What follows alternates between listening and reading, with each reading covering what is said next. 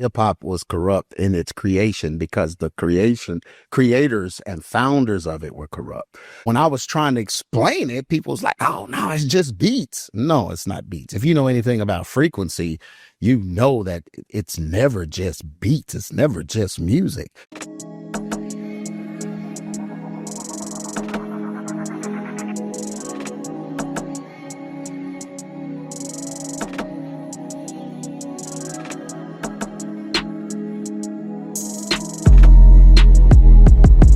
Hey, what is going on with y'all, man? It is Black Balloon, and I'm coming back with another video, so y'all already know what's going on.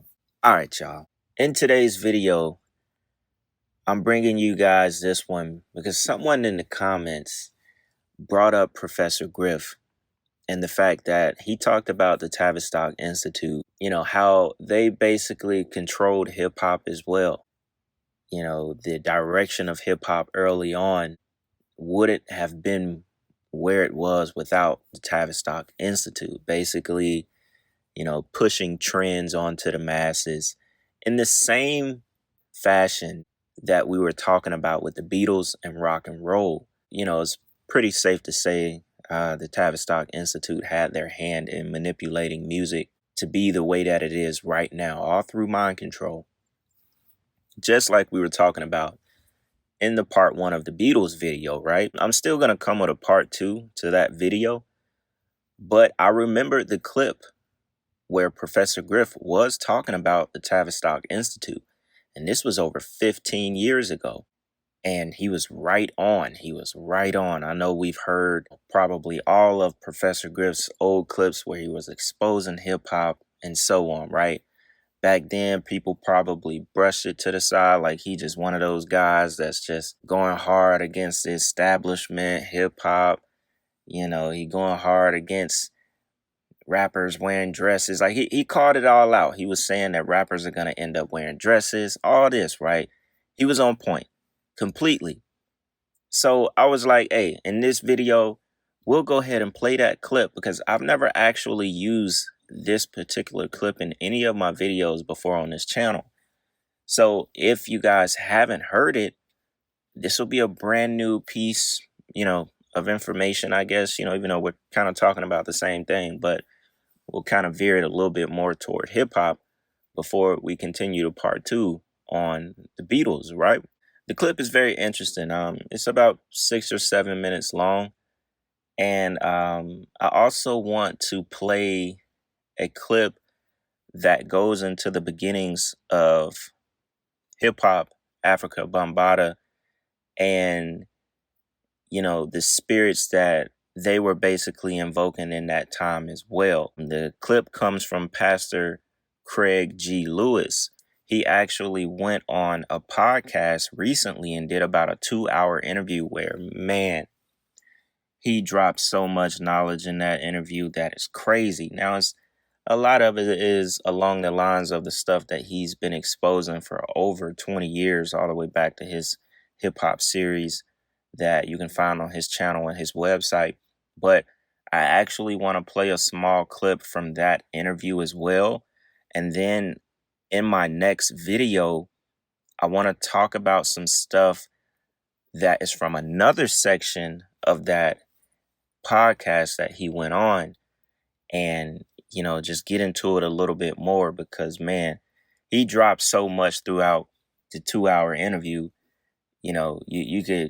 We could make 5 or 6 videos off of it, but I chose, I think, 2 sections that I really wanted to talk about and react to with y'all on the channel, get y'all opinions about it. So look out for that video next for sure. But for now, y'all, we'll go ahead and get into this clip with Professor Griff. So with that being said, check this out. So in his book, from the book Behold the Pale Horse, written by William Cooper, a former naval intelligence officer, in regards to a document concerning the American public, it states, diversion is the primary strategy. The simplest method for securing silent weapons and gaining is to keep the public undisciplined and ignorant of basic system principles while keeping them confused. And this is what these reality shows are doing. confused about gender, confused about political, confused about your role. You understand what I'm saying? Confused about religion, confused about politics. It says keep them confused, disorganized, and distracted with matters of no real importance. Whereas the media, MEDIA, which stands for Multi-Ethnic Destruction in America, or Maniac European Devils in Action, keeps the adult population's attention diverted from real social issues and captivated by no matters of no real importance. It goes on to say, the schools are keep the young public ignorant of real mathematics, real economics, real law, and real history. Entertainment is kept below the 6th grade level. When you start hearing songs like Laffy Taffy and these kind of songs would hit your lower chakras and vibrate that negative energy, activating your pituitary gland, releasing those hormones. Now you got grown-ass men making songs for 12 and 13-year-olds. Teach, bro. I.e. Jay-Z. You understand what I'm saying? So the public is kept busy working, and the result is no time to think. And that's exactly what they produced. And they wrote about it inside of a book called the Tavistock Institute of Human Relations, Shaping the Moral, Spiritual, Cultural, Political, and Economic Decline of the United States by John Coleman. Now, John Coleman is the gentleman that wrote the Committee 300. And the Committee 300 is that organ that decide what the trends are going to be in the black community. So when you start seeing people wearing mohawks and tight pants and wearing 2 earrings and acting like women, that was manufactured and put among us. You understand what I'm saying? So we have to understand that. How they did it, they said they devised a system. And the aim of the 12 atonal system that they devised jointly by British intelligent operatives from Tavistock University or Tavistock Institute in England. They put these 12 tones among us, all right, and created this thing, punk rock and this other uncontrollable music. Look up Operation Paperclip and it'll tell you all about it. But Adorno was a system of music that could program the mass music culture capable of eroding the morals of its listeners until they decline to a point where they will totally be degraded by it. And that's what's going on today. The music is bringing us down to an animalistic level, to the point where we don't even care about the art form. We just want a paycheck. So now it's cool for a Jim Jones to come out talking about nah, nah, nah, nah, nah, and grown folks go for it. You understand what I'm saying? It's cool for these cats to come out with songs talking about I'm stupid, you stupid, we stupid. Why does that appeal to grown men and grown women? Joe Bacan put out a DVD called The Corporation. He said children as tomorrow's consumers represent a huge market today and therefore a fair game. You understand what I'm saying? So they are attacking the children using tones and frequencies. And parents want to see their children happy. We go out and use our credit cards and our hard-earned dollars to make sure our children are happy. So we get the sneakers and the new video games and the new songs that come out and this kind of thing. Thinking that we're making our children happy, we're feeding our children's minds and souls to the wolves. All right, y'all. Now, that clip is very important, right? There's something in that clip that we're about to read about that a lot of people wouldn't have paid attention, because what you would have heard is we and our kids and the youth, we are being influenced by frequencies and music. You know, just off my natural thought, that's what people would have heard. And I'm just talking about the normal person who's listening to it, and you take it in and you're like, yeah, that's true. Because you hear a lot of people, even artists, talking about, you can be controlled through music, through frequencies, through things that you listen to every day. I've talked about it before, in the most simple form. You could be walking past a store playing a song. That song will quickly jump into your subconscious and you're repeating that song for the rest of the day. We call it being a song stuck in my head. That's on purpose. It's not just, just because you like the song and you can't stop saying it or singing it. No, the frequency has jumped into your subconscious, into your organs, because that's where it attacks. And your body is literally spitting the song out, in a sense. Like you can't stop singing it. And this is the reason behind it. It's like a control tool. Those frequencies are targeted toward each organ, toward your brain, your subconscious. It's done on purpose. It's literally, it targets you. That's like the most simplest way I can put it. It's almost like a form of an attack on your subconscious.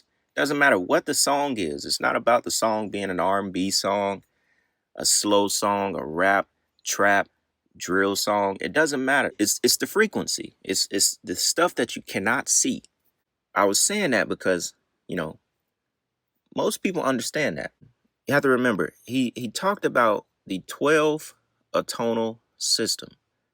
Now, this is where it gets really, really interesting, because you have to think about rock and roll, rap, the genres, the different genres. They didn't just come out of nowhere. A band didn't just hop on some drums and the microphone and boom, rock and roll was created. And we didn't just start thinking about rock and roll beats and rap beats and trap beats. It didn't just spawn out of nowhere, right? Found this article, and like I said, this 12 atonal system stuff is very interesting in how it was started and how Theodore Adorno, some people he considered to be like advanced musicians back at that time, how they created rock and roll. Remember, rock and roll was used to first influence, especially the youth. We're going to get into this, though. This is almost going into some of the stuff I wanted to use for part 2 of the Beatles video. But when I heard Professor Griff talk about it, and, this is not just geared toward rap, this is just music, period. I had to add this in here. It's like, it's damn near turning into a part 2 without me, going down the Paul McCartney stuff yet. But look, check this out, right? So it says, Adorno, which is Theodore Adorno, the one who wrote the music for the Beatles, very well could have been one of the brains behind rock and roll. Driven Mad is taken from Tavistock's training manual. From its modest beginnings in 1921, Tavistock was ready in 1966 to launch a major, irreversible cultural revolution, aka the mass culture industry in America, one that has not ended yet in 2025. A little background on Adorno. He was born September 11th, 1903. That's very interesting. As Theodore Ludwig Wiesengrund. He was yet another one of those mixed hybrids from Frankfurt that we keep discovering in our research. Was he the scion of yet another hitting Frankish bloodline? He was the only son of a wealthy German wine merchant. His mother was an accomplished musician of Catholic descent. Adorno dropped Wiesengrund, his original last name, and adopted his mother's family name. He excelled on the piano and thought for a while of becoming a composer rather than a philosopher. This is where it gets interesting. Adorno was working with a guy named Alban Berg.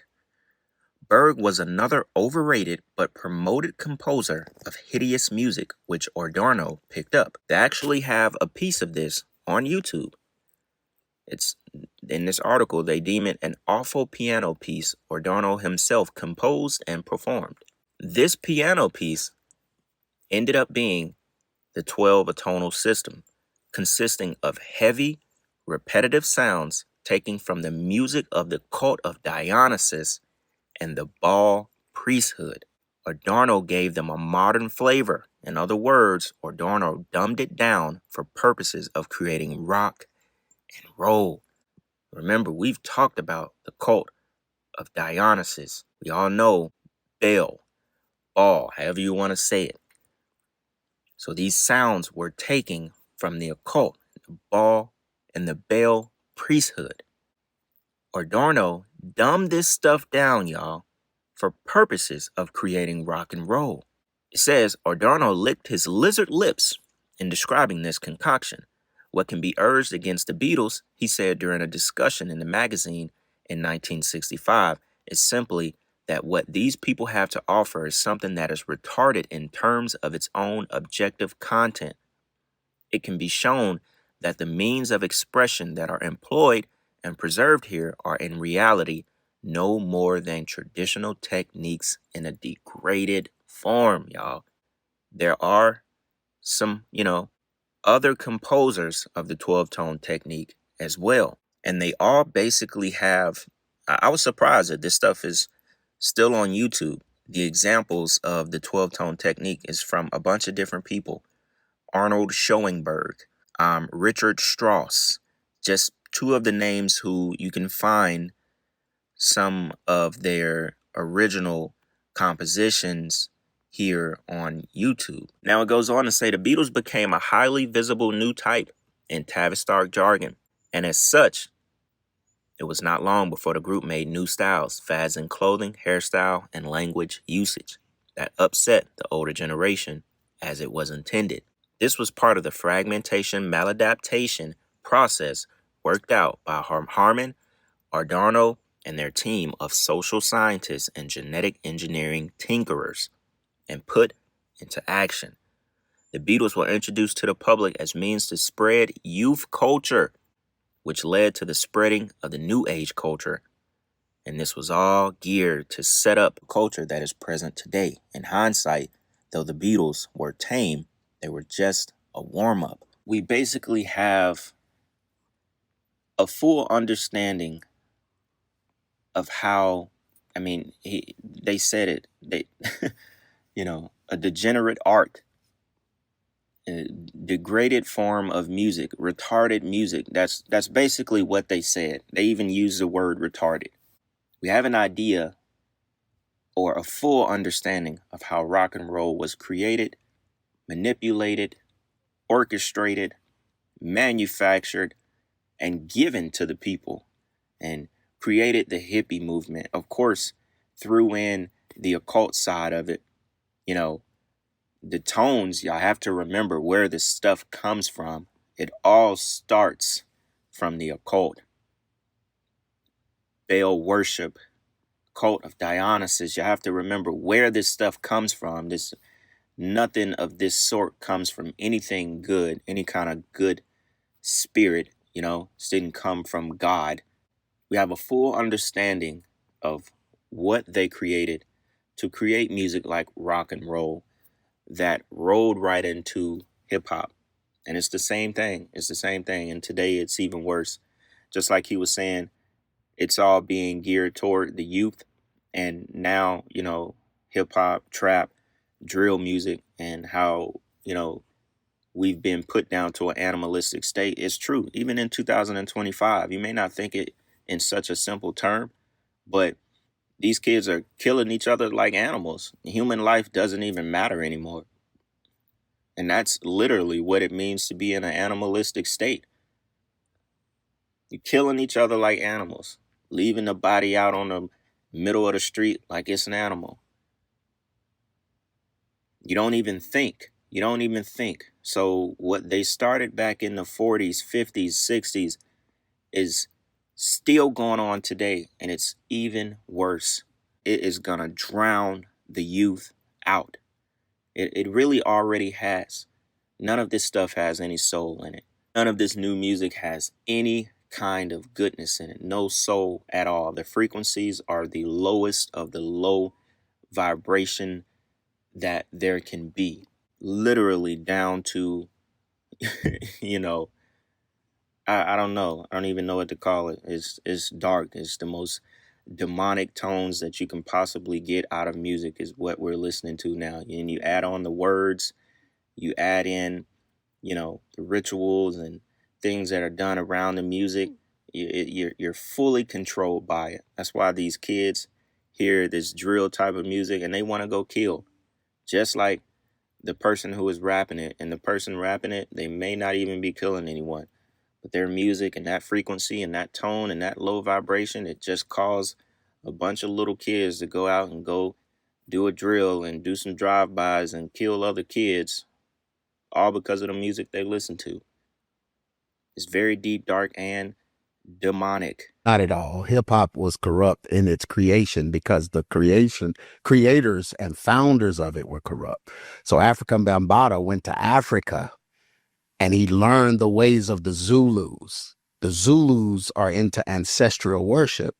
He brought those spirits back and began to make raps and beats about how those spirits, how powerful they were. That's what Planet Rock is about. You know, Planet Rock, don't stop, rock the Planet Rock. That's basically false god worship rock because the planets into the Zulus were considered gods. And so from the beginning, it's been corrupt. When I was trying to explain it, people was like, oh, no, it's just beats. No, it's not beats. If you know anything about frequency, you know that it's never just beats. It's never just music. Music carries the heart of the author that created it.